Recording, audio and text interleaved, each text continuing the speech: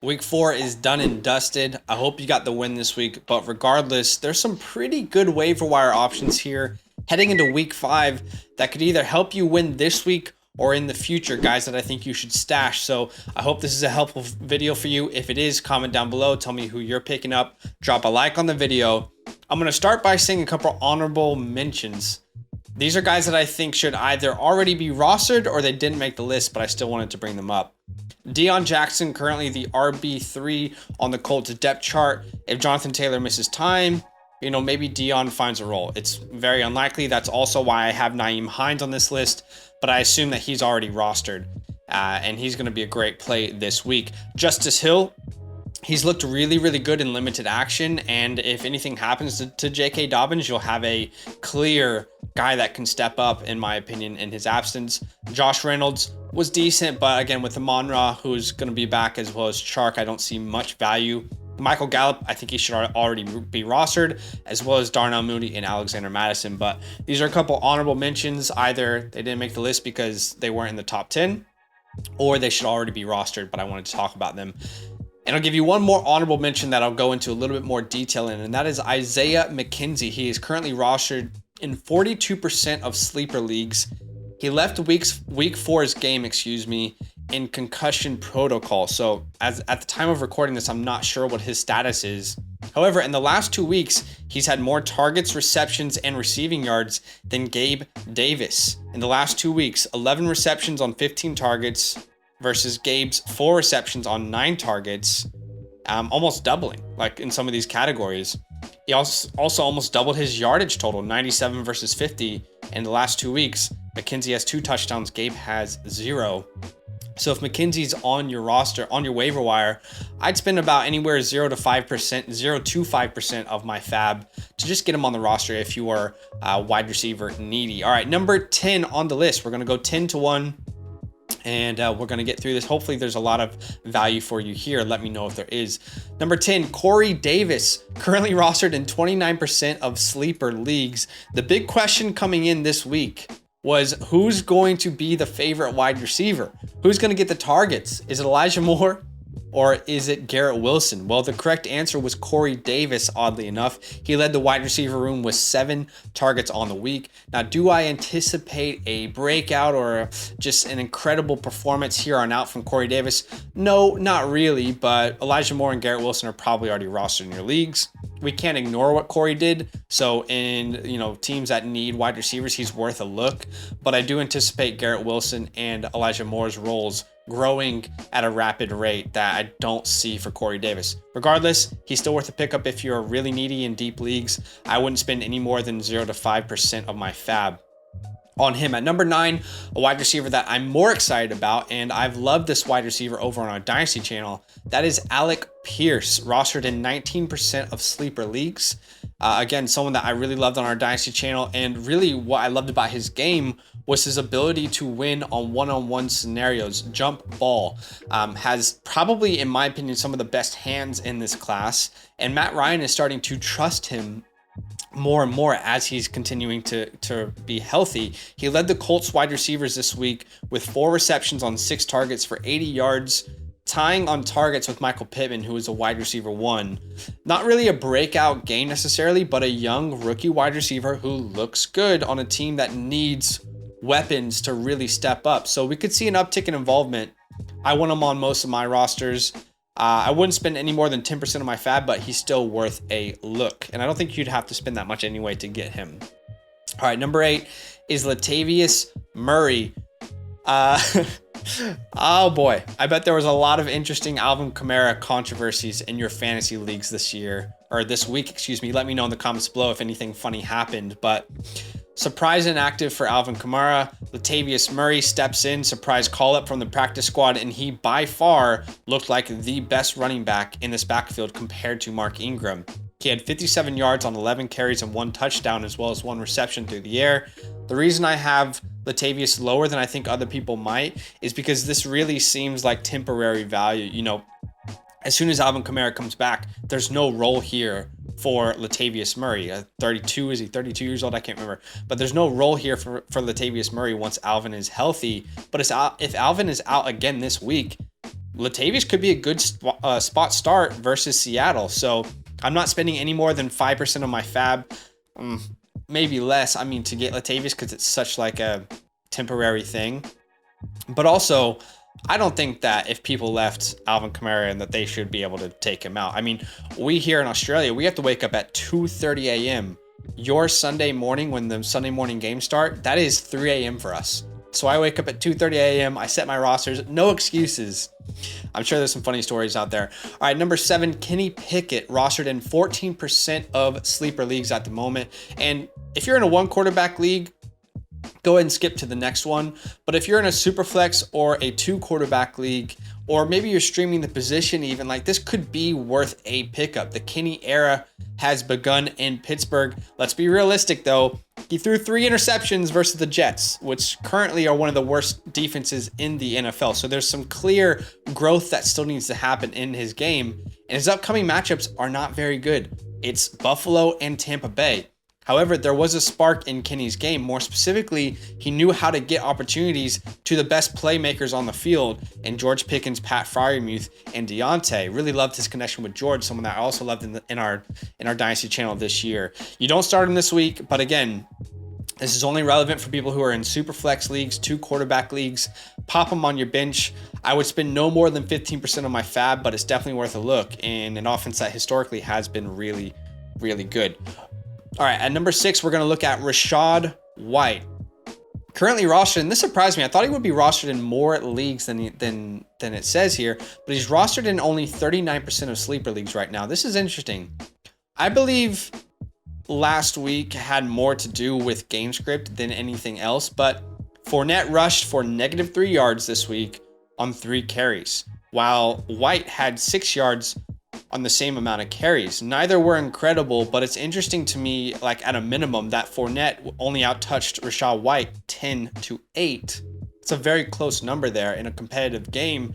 So I still believe Fournette's going to be the guy moving forward, but there's a vast amount of injury history you can look at with Leonard Fournette. And if he does go down, there's true top 12 upside for Rachaad White. The pass catcher for Tom Brady pass catching running back has always had so much value. So he is more than worth a waiver ad. I'm spending about 15% of my fab on him if necessary. At number 5, Raheem Mostert. I did our waivers 2 weeks ago. I told you to pick up Raheem Mostert, and he's looked really, really great since then. Only rostered in 49% of sleeper leagues. In the last 2 to 3 weeks, he has solidified himself as the running back, the top running back in this offense. On Thursday Night Football, feels like a long time ago, but Mostert outtouched Edmonds 46-18. Sorry, outsnapped Edmonds 46-18. He outcarried Edmonds 15-5, and they tied on targets. So Edmonds is clearly not the guy for this offense. They use him in weird ways on the goal line, but it is Raheem Mostert's backfield. And with Tua out, the offense is still going to be pretty good with Tyreek and Jalen Waddle, but maybe they go to the run game a little bit more. And versus a very good Bengals defense, Raheem Mostert was pretty good last week with 4.6 yards per carry. So Mostert looks good. He's got a little juice, and I think there are worse like desperation plays than Raheem Mostert, and it's hard to find running backs that are healthy right now in fantasy. So I'm spending about 15% on my fab for Raheem Mostert, 15 to 20% or so, depending on how desperate you are for a running back. I got more running backs for you though, so don't worry. At number 4, let's talk about Mike Boone. This brings me great sadness that I even have to say this name, Mike Boone. Obviously, it doesn't have to do with Mike Boone. I'm sure he's a great guy, but the Javonte injury, at the time I'm recording this, we don't know how serious it is. I hope it's an MCL and not an ACL, and maybe he's out like 2 to 4 or 5 weeks, but we just don't know. So prayers up to Javonte at this point. Mike Boone is rostered in 0% of sleeper leagues. It's likely going to be Melvin Gordon because there's trust there. However, Melvin is dealing with his own neck issue, and we know historically neck issues are not easy to get through for running backs. I mean, that's what ended Chris Carson's career. He was performing at a great level, and then that neck injury he could never get past. We don't know how serious a neck injury is, but Melvin Gordon cannot stop fumbling the ball. 4 fumbles, I believe, in like the past 3 or 4 games. It's rough, and every time he's out there, everyone's saying, why isn't Javonte there? So Boone is worth an add because we don't know the trust of Melvin right now. And by the way, in the fourth quarter, Boone outsnapped Gordon 9-7.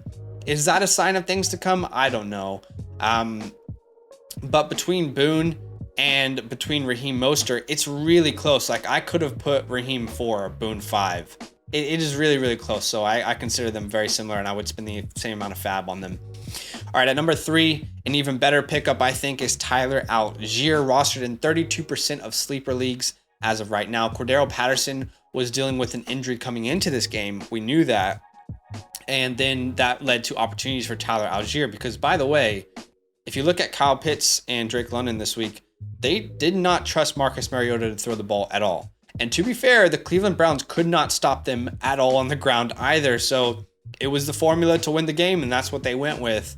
But Tyler Algier made the most of his opportunities. He had 104 total yards on 10 carries, had a catch as well, 8.4 yards per carry. If Patterson is completely healthy, then this is, likely still Patterson's backfield. However, you can't just ignore what Tyler Algier did. Like, that's pretty impressive. And it's a young rookie. The usage, we could see an uptick. The issue is the next matchup is very bad. They go up against the Tampa Bay Buccaneers, who outside of Kansas City this week have been very, very good against running backs. They actually entered the week as the best defense against fantasy running backs. For Algier, I'm spending about 20%, 15 to 20% of my fab. I don't want to go too crazy, but I think he could be worth a look if you're desperate at the running back position.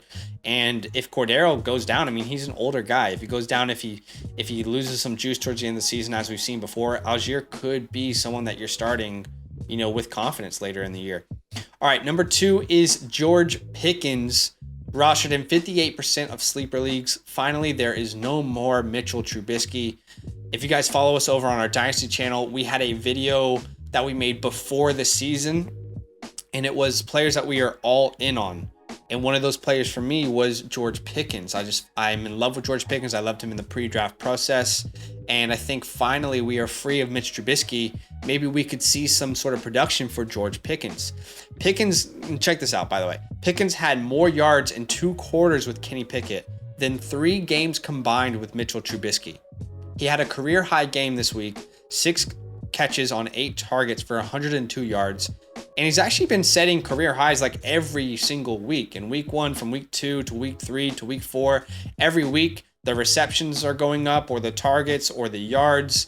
And I saw this tweet from Zach Caldania. I don't want to say your last name, but had a lot of attention. I thought it was interesting to share. He says, I can tell you one thing they didn't show on TV. After Kenny Pickett's second touchdown, George Pickens, after being visibly pissed off in the first half, went over to the bench and started pumping and hyping up the crowd. It was electric. You cannot go back to Mitch. And we, as people who love George Pickens, we don't want them to go back to Mitch. We want them to stay with Kenny Pickett, because Pickett at least gives Pickens the opportunity to go up and make plays. My wide receiver 2, talent-wise in this class, in our Dynasty channel, we do 2 sets of rankings, one after the draft and one before the draft. Talent-wise, he was my wide receiver 2 in the pre-draft rankings. Could we be on a brink of a breakout? I truly think we could. Both for George Pickens and Pat Freiermuth, I think we could be on the brink of a breakout. And it's clear that Pickens is going to be the favorite target for Pickett, while he's the starter, if that's going to continue. So fab, I'm willing to kind of go a little all out on George Pickens here if you need a wide receiver. I think this is a sign of things to come. The matchups aren't great. I'm aware of that, but once you get through these next couple weeks, I think Pickens could be a really, really good play as a flex. I'm spending 30 to 35% of my fab. I know some people have issues when you spend too much of your fab, but the reality is you can't take it with you. And if you miss out on players, then you're going to wish that you paid more. All right, and the number 1 pickup of the week for me is Brian Robinson. Rostered right now in 56% of sleeper leagues. As a Commander fan, here is what I know. Number 1, Rivera and Turner refused to use Antonio Gibson the way he should be.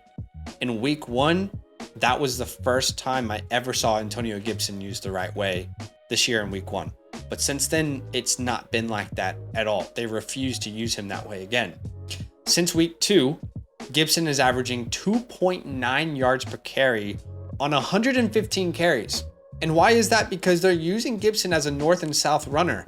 when that is not who he is. But that's what they want. They want a north and south runner. And guess who the answer is probably for them?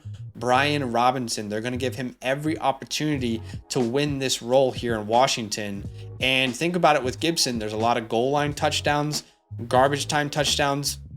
Those opportunities are likely gone when Brian Robinson steps in. It's clear that they have no allegiance to Antonio Gibson. So if healthy, Brian Robinson could see 60+% of snaps from the very first week that he's available. Like, that's a very realistic possibility.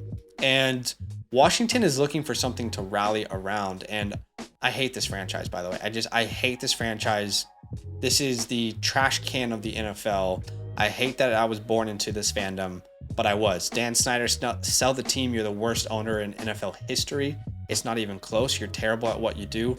This coaching staff has no idea what they're doing. Why am I telling you to pick up Brian Robinson? This is what they want. They want to use Brian Robinson. They want to show why they drafted him, and he's going to have opportunities for touchdowns. That's just the reality. So this could be someone that we're talking about as a flex option moving forward for the rest of the year. So I'm willing to spend 30 to 35% of my fab on him as well. Some leagues don't allow players who are, out to be on IR. We do, so we have him rostered, but if he's out there, definitely go pick him up. So those are my waiver wire pickups of the week. I think there could be good value here. Not everything is going to hit. Why don't you comment down below and let me know what you think of the video, players you're picking up, if what your record is, how you're going this week. Drop a like, subscribe. Huge love, and don't give up. It's way too early to give up. We're still in this. Yo, what's good? Thanks for watching. We got a lot more videos. A lot more. If you want more videos, watch it. You can also subscribe right now if you want to. You need to. And lastly, don't forget that you can sign up to support the show and get exclusive content by going to patreon.com/FantasyLand fam.